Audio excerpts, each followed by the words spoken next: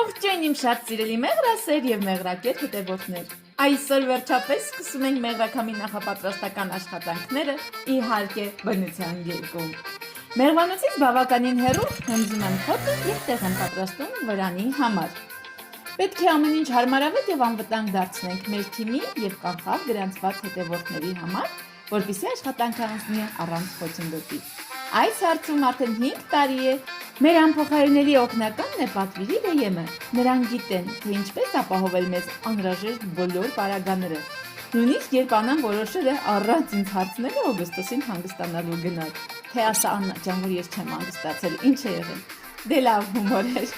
Չնայած երկրից դուրս լինելուն բոլոր անհրաժեշտ պարագաները ուղարկեցին։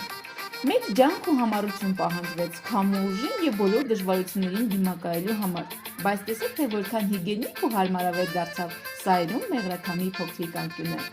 Ահա այստեղ է բնության գրկում ստեղծում այն հրաշքը, որին մենք այսքան սպասում էինք։ Ու հիմա կարող ենք միայն թեթև ու երջանիկ սրտով ասել, թող սկսվի մեղրակամը։ Թող յուրաքանչյուր կաթիլ մեղրը մեզ հիշեցնի բոլոր դժվարությունները համեմատաբար փոքր են, երբ կողքիդ են այն մարդիկ ու թիմը, որոնց սիրում եք։